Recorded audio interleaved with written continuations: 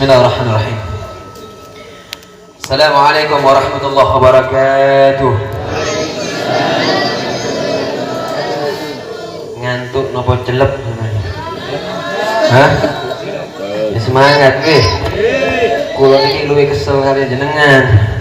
Nggih, ulangi malih semangat. Assalamualaikum warahmatullahi wabarakatuh. Alhamdulillahil qawi sultanan wa bihil burhan wa al-mabsut liwujudihi al-karam wa ihsanuh. Allahumma salli wa sallim ala sayyidina Muhammadin wa ala ali sayyidina Muhammad, amma ba'd. Ayuhal habaib, ayuhal hadirun, para asyatid, para asyadidah, para hadirin hadirat yang dimuliakan oleh Allah Subhanahu wa taala. وبالخصوص خادم هذا المجلس الأستاذ صالح متعنا الله بدون حياته, amin. Mudah-mudahan Allah panjangkan umur beliau, amin. Mudah-mudahan Allah beri kesehatan sehat wal afiah. Wabil pula yang tak lupa kepada suhu saya, kepala suku saya Al Habib Ahmad bin Ali Asgaf. Wabil pula yang tak lupa kepada Al Habib Muhammad Ali Idrus. Wabil pula yang tak lupa kepada Habib Jamal Haniman. Wabil pula yang para asyadid yang lain yang tidak lupa, yaitu Ustadz Zulfikar yang masih jomblo. Jomblo nih. Kalau niki adu-adu tak tekan itu ke Jakarta tak culik sama lagi. Nggih. Payu nih Bu. Nggih. Hadirin yang dimuliakan oleh Allah Subhanahu wa taala. Mudah-mudahan dari habaib kita, asyadid kita, guru kita, sesepuh kita yang hadir, insyaallah hajatnya dikabulkan oleh Allah. Amin. Kita dilimpahkan rezeki oleh Allah, amin. Yang hadir, insya Allah anaknya menjadi anak yang soleh, anak yang berbakti kepada kedua orang tua, anak yang dekat kepada Allah, anak yang cinta kepada Rasulullah SAW. Amin ya Rabbal. Salat salam selalu tercurahkan kepada junjungan kita Nabi besar Muhammad SAW, panutan kita, tuntunan kita di dunia maupun di akhirat. Saudara-saudara yang dimuliakan oleh Allah Subhanahu wa taala, saat ini jam menunjukkan jam 9.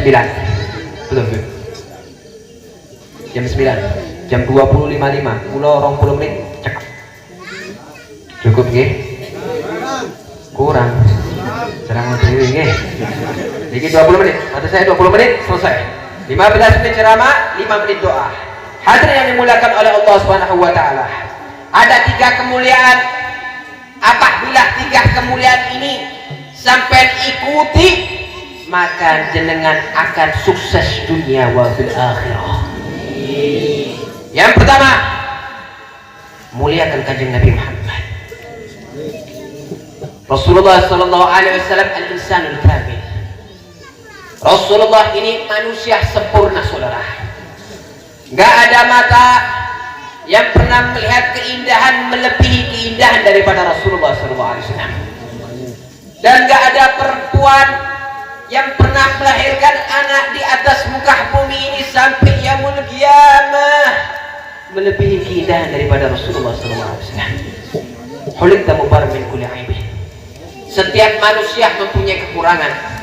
Sehebat orang pun ada kekurangan, secerdas orang pun ada kekurangan, sepintar orang pun ada kekurangan, sekaya orang pun ada kekurangan, illa sayyiduna Muhammad. Khuliqta mubarrak min kulli aibin. Rasulullah tidak ada kekurangan sedikit pun, saudara. Karena khuliqta kama tasya'u. Seakan-akan Rasulullah diciptakan sesuai dengan keinginan, sesuai dengan pesanan Rasulullah sallallahu alaihi wasallam. Niki kemarin mungkin jenengan tingali.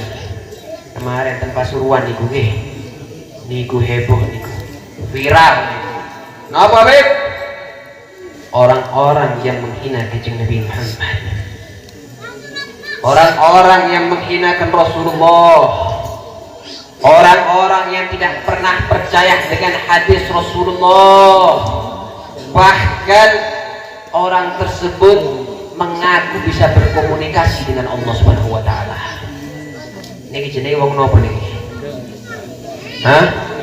Wong edan saya bilang. Wong hati-hati.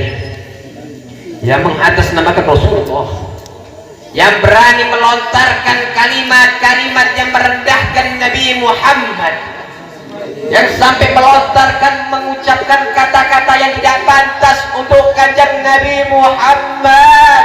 Demi Allah, siapa orang-orang yang mengucilkan Rasulullah, siapa orang-orang yang menghina Rasulullah, demi Allah, jangankan masuk surga, yang mau surga diharamkan untuk orang semacam ini, saudara. Hati-hati. Siapa yang akan mensyafaati mereka?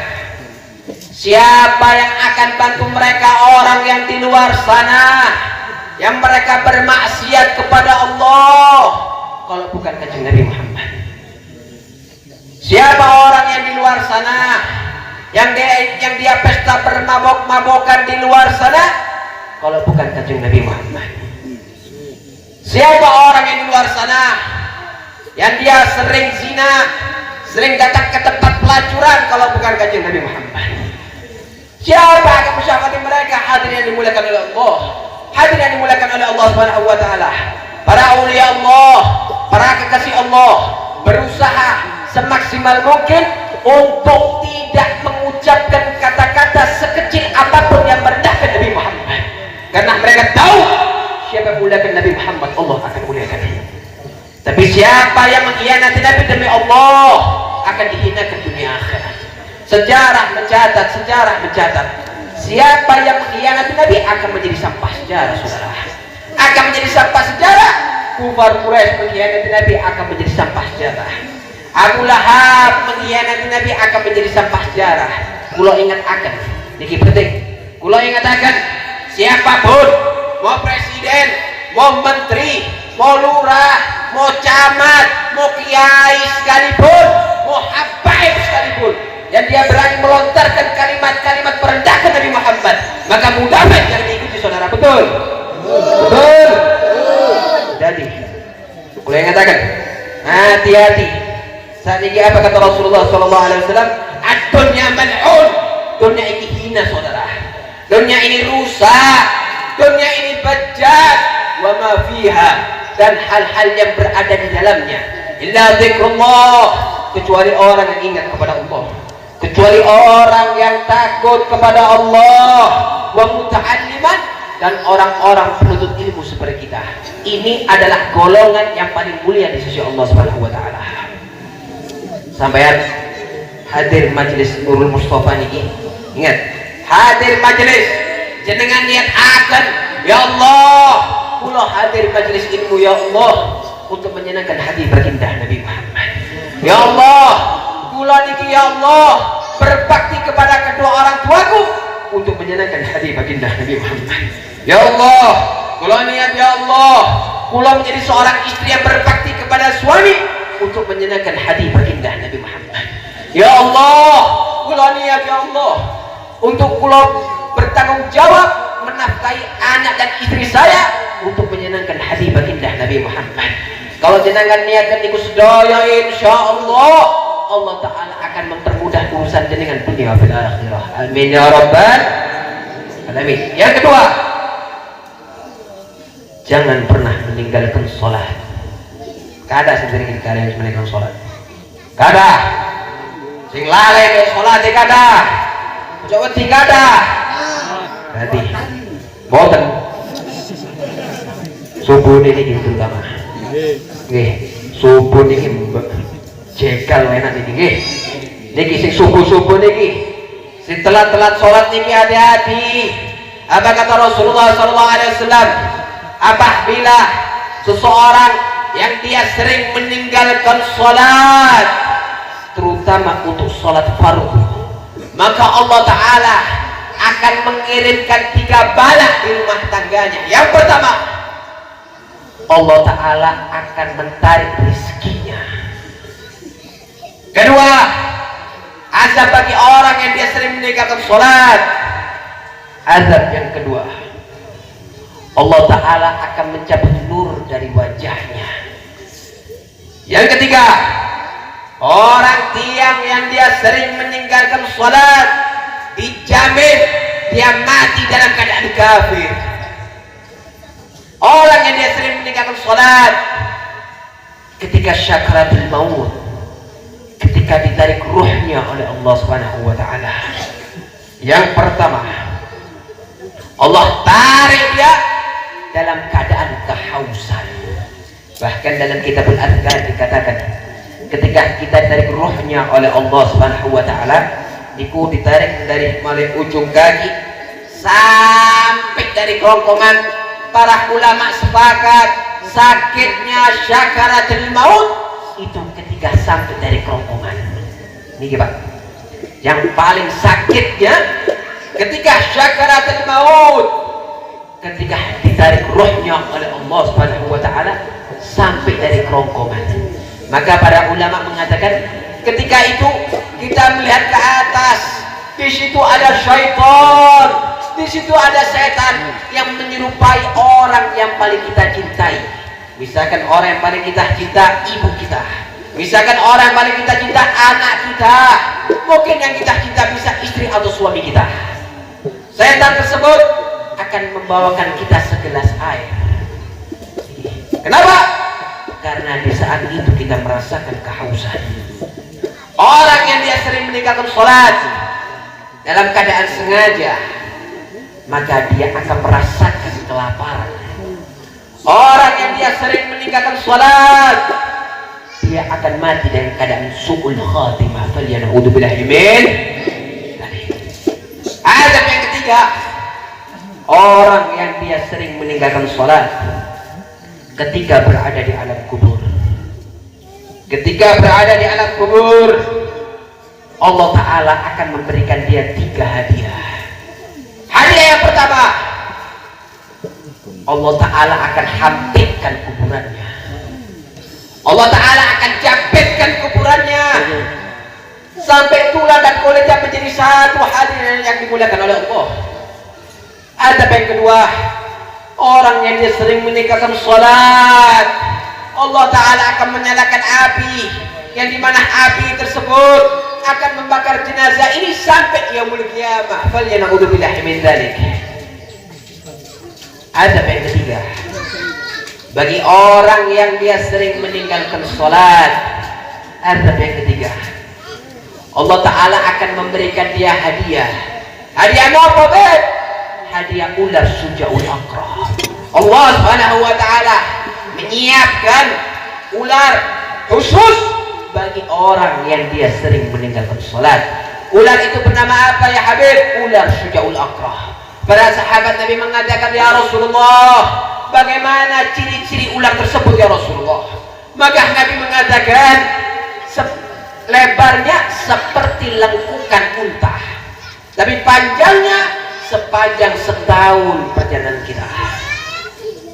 Sampai melampah setahun, melampah berlaku sikil setahun, sebesar itu, sepanjang itu ular sujaul aqra.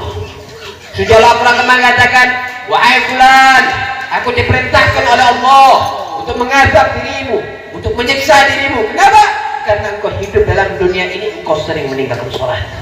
Sholat menentukan ketenangan kalian dunia akhirat. Sholat menentukan ketenteraman kalian dunia akhirat. Sholat menentukan kebahagiaan kalian dunia akhirat. Sholat menentukan ketika engkau berada di alam kubur, engkau selamat atau tidak. Sholat ketika engkau dihisab oleh Allah, ketika engkau ditimbang oleh Allah, engkau mendapatkan catatan dari sebelah kananmu atau sebelah kirimu. Sholat menentukan surga dan nerakamu. Kenapa? As-sholat ra'sul ibadah. Sholat ini Pak, kepalanya ibadah. Baik buruknya amal kamu tergantung dari sholat kamu. Apabila sholat kamu baik, maka baik seluruh amal ibadah kalian. Tapi apabila sholat kalian rusak, walaupun kau haji puluhan tahun, walaupun kau sedekah ratusan triliun, walaupun kau hadir majlis ilmu, hadir majlis sholawat, sujud jidatnya hitam sujud kepada Allah, tapi sholatmu rusak, maka rusak seluruh amal ibadah kamu. Ada nih sholat. Beb, kula niki mari tokelan beb, sholat. Beb, kula niki mari zina beb, sholat. Beb, kula niki mari mabuk-mabukan ya Habib, sholat. Apapun yang kalian lakukan, jangan pernah meninggalkan sholat. Paham? Paham? Adab yang ketiga, kemuliaan yang ketiga, yang dia akan sukses dunia wa fil akhirah. Muliakan kedua orang tuamu. Apa kata Rasulullah sallallahu alaihi wasallam? Ridha rabbi fi ridha walidain fasahatu bisahadihima. Ridha Allah ada di ridha orang tua, murka Allah ada di murka orang tua. Yang masih mempunyai seorang ibu, jaga ibu kalian. Jaga ibu kalian. Ibu kalian adalah sarana menuju ke dalam surganya Allah. Ibu kalian itu menentukan surga dan nerakamu. Ibu kalian, apabila engkau muliakan kedua orang tuamu, Allah akan mengangkat derajat dirimu, saudara. Apa kata Syekh Muta'awwali Sya'rawi? Beliau mengatakan, musibah yang besar itu bukan datangnya banjir, bukan datangnya gempa, bukan datang kematian keluargamu, kedua orang tuamu, bukan. Tapi musibah yang besar adalah di mana di saat hati kita tidak takut sama Allah, tidak takut sama Allah, tidak takut sama Rasulullah, tidak takut kepada kedua orang tua. Ini adalah akbarun masaib. Ini adalah musibah yang paling besar. Kulo ingin aneh, niku keliling Pak. Kulo ke Samarinda, kulo berangkat ke Banjar. Dari Banjar kulo berangkat ke Papua. Dari Papua kulo berangkat ke Singapura. Dari Singapura kulo berangkat ke Jakarta kulo baru nyampe sini. Apa yang saya melihat seorang orang Cina, wong Baube, wong Cina, orang Cina Pak, ketika ibunya sudah sepuh, dia muliakan kedua orang tuanya. Apa yang dia katakan? Hoki nih Pak, niki memancing rizkinya, memancing rezeki apabila engkau muliakan kedua orang tuamu. Coba kita introspeksi diri kita sendiri. Kita bertemu orang yang dimuliakan, yang dia banyak uang, kita hormati dia, kita muliakan dia. Sedangkan ibumu yang tidak mempunyai uang tidak pernah engkau hormati.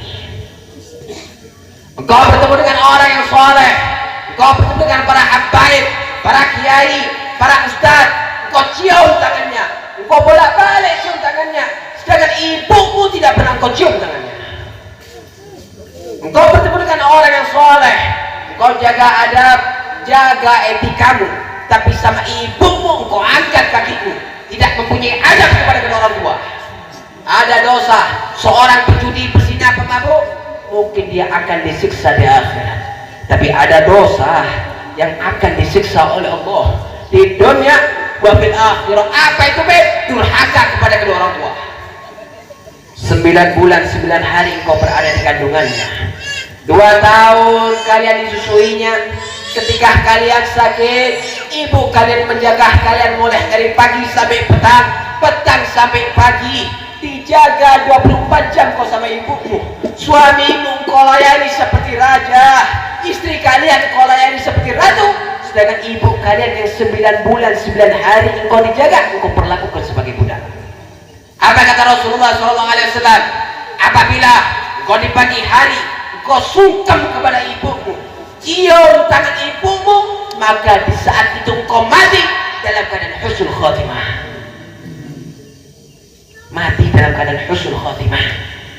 Apabila engkau di pagi hari engkau sungkem kepada ibumu, cium tangan kedua orang tuamu, maka di saat itu 2 pintu surga telah terbuka untukmu, saudara. Ini ketiga kemuliaan ini. Yang pertama, mau nopo? Muliakan Nabi Muhammad SAW. Yang kedua, salat. Yang ketiga, muliakan kedua orang tua. Apabila 3 golongan ini sudah engkau sempurnakan, pasti engkau akan diangkat derajatnya oleh Allah dan engkau akan sukses dunia wa fil akhirah. Amin ya rabbal alamin. Itu yang bisa saya sampaikan. Assalamualaikum warahmatullahi wabarakatuh. Waalaikumsalam warahmatullahi wabarakatuh.